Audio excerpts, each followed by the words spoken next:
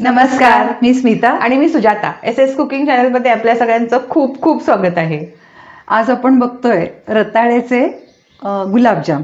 तर आता आपण उपवासासाठी चालणारे आणि केव्हाही खरं करू शकतो. असं काही नाही की उपवासालाच एक चेंज म्हणून, कारण प्रत्येक वेळेला आपल्याकडे खवा असतोच असं नाही.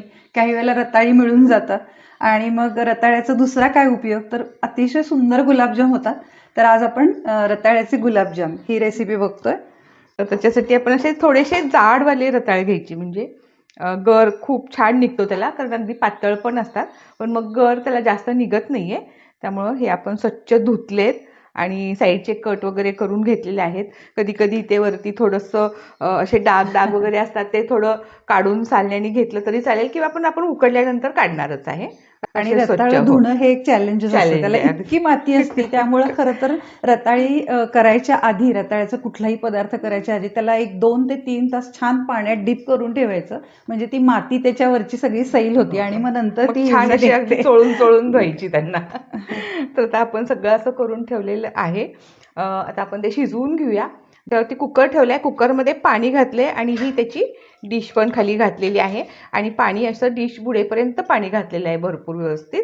आणि रताळी आपण फक्त स्वच्छ धुवून घेतलेली आहेत, त्याला पाणी वगैरे काही नाहीये, खूप पाणी नाही घालायचंय. अगदी खालच्या वाफेवरती आपल्याला रताळी शिजवून घ्यायची आहेत.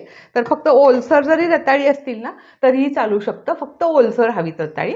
तर तसं आपण आता करून घेतलेलं आहे आणि झाकण लावून आपण 2 शिट्टी आणि 1-2 मिनिटं बारीक करून गॅस ठेवूया. तर 2 शिट्ट्या आणि आपण 5 मिनिटं गॅस बारीक करून ठेवला होता. आता कुकरचा गॅस बंद केलाय आणि कुकर थंड होतोय तोपर्यंत आपण पाक करून घेऊया. तर पाकासाठी कढई ठेवली आहे, त्याच्यामध्ये 2 कप साखर. 2 कप अशासाठी घेतली की आपण रताळी घेतली होती अर्धा किलो आणि त्याचा गर साधारण 2 कप पडतो, तर त्यामुळे 2 कपाला 2 कपाची साखर घेतली आपण.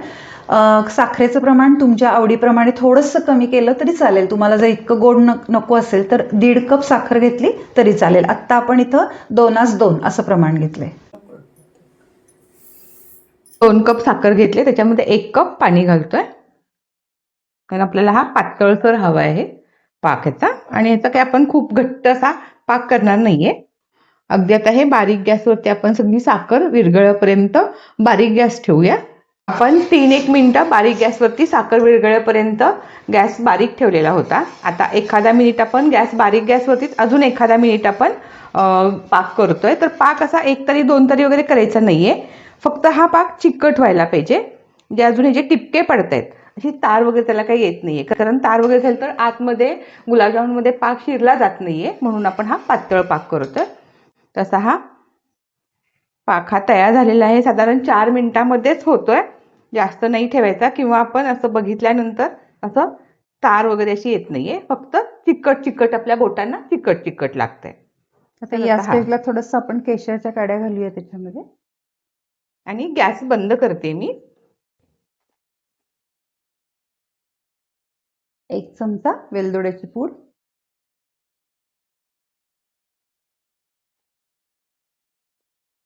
आणि पाक आता थंड करायला ठेवूया. आपल्याला कोमट पाक हवाय, तर आपण हा थंड करायला ठेवूया. थंड झालाय कुकर. आपण एकदा चेक करूया की रताळ कसं शिजलंय. पूर्ण सुरी आत जातीये आणि आता हे सगळं जे काही रताळ आहे ते काढून घेऊया आपण. कोमट झालीत रताळी आणि साल काढता येऊ शकते, म्हणजे इतकी कोमट झालीत. तर फक्त सगळी साल व्यवस्थित त्याची काढून घ्यायची. सगळ्याचे छान साल काढून घेतलेत आणि तुकडे केले, म्हणजे ते आणखीन पटकन थंड होईल याच्यासाठी. आता छान कोमट झालंय, तर आपण पावभाजीचा जो स्मॅशर असतो त्याने छान असं सगळं एकजीव करून घेऊया. म्हणजे कोमट असतानाच करून घ्यायचं, म्हणजे मग त्यात गुठळ्या वगैरे काही राहत नाहीयेत. छान अगदी एकजीव होत आहे ते. छान सगळं एकजीव झालंय आणि आता आपण थोडंसं हाताने पण मळून घेऊया, म्हणजे थोडंसं जर त्याच्यामध्ये काही गुठळ्या राहिल्या असतील तर त्याही जातील.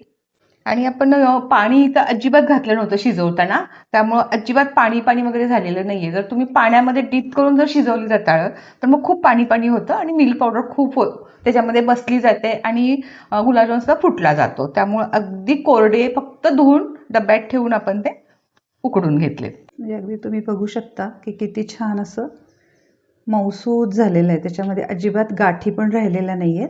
आपण छान मळून पण घेतलं होतं आणि आता पूर्ण थंड झालंय. मात्र पूर्ण थंड झाल्याशिवाय ह्याच्यामध्ये मिल्क पावडर घालायची नाही. तर ते आता छान थंड झालंय आणि ह्याच्यात बसेल एवढी खरं तर मिल्क पावडर घालायची आहे. तर आता हे 2 कप होतं, आपण 1 कप मिल्क पावडर काढली आहे. तर आता घालत घालत जाऊया, पूर्ण सगळी एकदम न घालता थोडी थोडी घालत किती बसतीये त्याच्यामध्ये ती बघूया. आता आपण अर्धा कप घातली. ही सगळी एकत्र करून घेऊया, छान एकजीव करून घेऊया. कारण गरम मध्ये घातलं तर काय होतं, पाणी सुटलं जातं आणि मिल्क पावडर लगेच त्याच्यामध्ये परत पातळ व्हायला लागते. त्यामुळं पूर्ण थंड झाल्यानंतर मिल्क पावडर घालायची. 1 कप पूर्ण मिल्क पावडर ह्याच्यामध्ये छान बसलीये आणि आता हा असा गोळा तयार झालाय.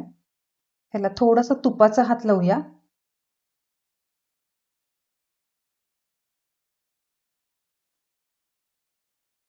पुन्हा छान एकत्र करूया. हाताला अजिबात चिकटत नाहीये. आणि चिरा वगैरे अजिबात पडलेल्या नाहीत, एकसारखा प्लेन गोळा होतोय तो. आणि एखादा गोळा करून बघूया आपण.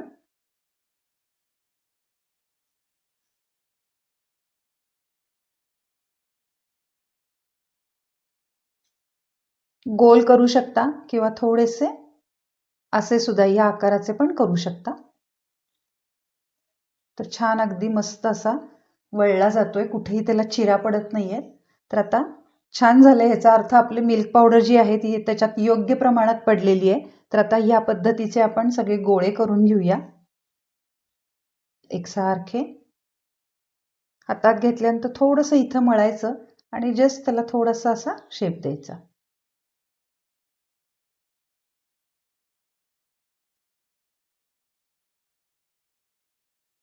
सगळे गुलाबजाम आधी करून घेतले आणि या प्रमाणात 40 गुलाबजाम आपले झालेले आहेत.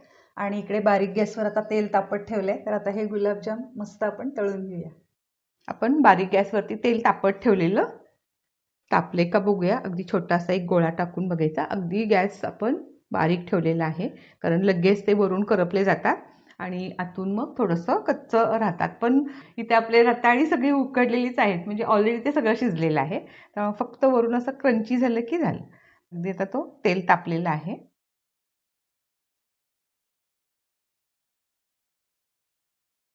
तो गोळा वरती आला म्हणजे तेल तापलेलं आहे.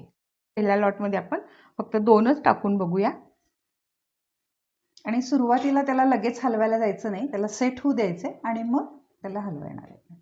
आणि तेल घेताना मात्र छोटी कढई घेऊन वरती त्याच्या यायला पाहिजे, म्हणजे तो जो गुलाबजामुन आहे तो आतमध्ये डीप व्हायला पाहिजे. नाहीतर काय होतं, मग त्याचा आकार बदलला जातो. जर आपण तेल कमी घातलं आणि निम्मा तेलामध्ये आणि निम्मा वरती राहिला तर वरचा भागाचा एकसारखा त्याला रंग येत नाहीये. त्यामुळे तेल मात्र जास्त थोडं घालावं लागतं. आणि करताना मात्र असं न तळता थोडंसं त्याला असं टच करायचं इकडून, म्हणजे जर चिकटलेला असेल तो तर तो निघाला जातो. मग अगदी विरघळत वगैरे काही नाहीयेत, आपण 2 टाकलेत. म्हणजे मिल्क हो, पावडर आपली बरोबर झाली. इन केस थोडासा विरघळायला लागला तर त्याच्यामध्ये थोडीशी मिल्क पावडर वाढवायची. ह्या बाजूने असं हलवत हलवत सगळे तळायचे, म्हणजे एकसारखा रंग येतो त्याला. म्हणून पहिल्यांदा टाकताना 2च टाकायचे, म्हणजे आपल्याला अंदाज येतो त्याचा, तेल तापले, विरघळतोय नाही विरघळतंय. म्हणून नेहमी हे थोडं शांततेत करावं लागतात ह्या गोष्टी, खरं तळणाऱ्या वगैरे. आणि गुलाबजामुन वगैरे तसं नाजूक प्रकार आहे, म्हणजे विरघळण्याची दाट शक्यता असतात गुलाबजामुन.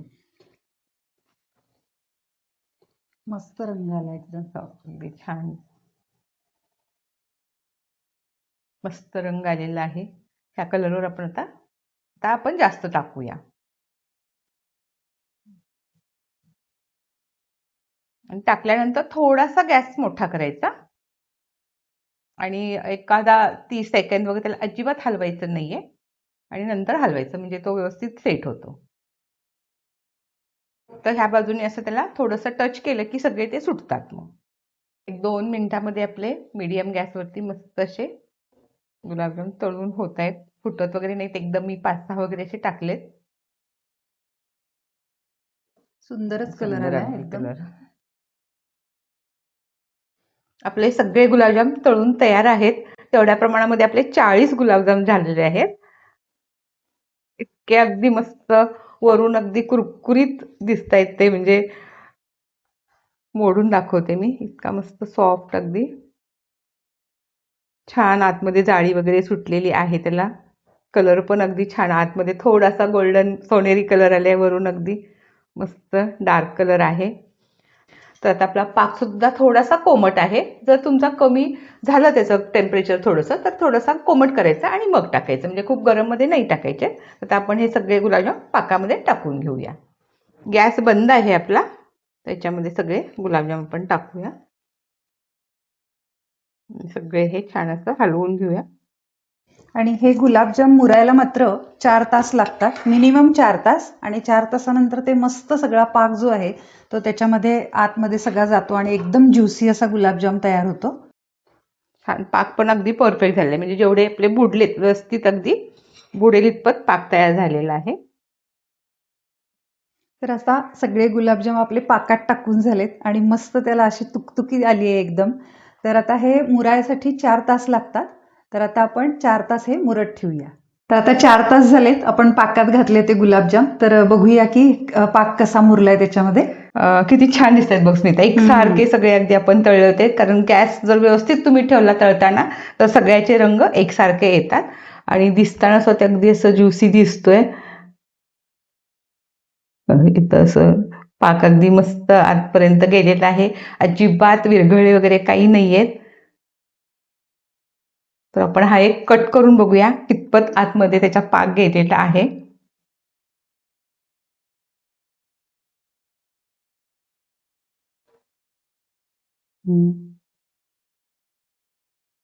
मस्त आतमध्ये पाक वगैरे छान मुरलेला आहे ते. तर 4 तास झालेत आपण गुलाबजाम पाकात घालून आणि तुम्ही बघितलं की किती आपला छान ज्युसी झालेला आहे गुलाबजाम. तर तुम्ही पण नक्की करून बघा. आणि आता श्रावण महिना पण चालू आहे, तर आज सोमवार पण आहे, सोमवार आपण पण आहे टाकतोय त्या दिवशी आणि विशेष नागपंचमी म्हणजे आहे. नागपंचमी पण आहे. तर मस्त तुम्ही नागपंचमीला जर उपवास केला असेल तर संध्याकाळी उपवास सोडायला सुद्धा तुम्ही हे करू शकता. तर नक्की तुम्ही ट्राय करा आणि आमच्या यूट्यूब, इंस्टाग्राम आणि फेसबुक या चॅनेलला नक्की लाईक, शेअर आणि सबस्क्राईब करा. आणि आमच्या SS कुकिंग चॅनलला नक्की फॉलो करा. लवकरच भेटूयात.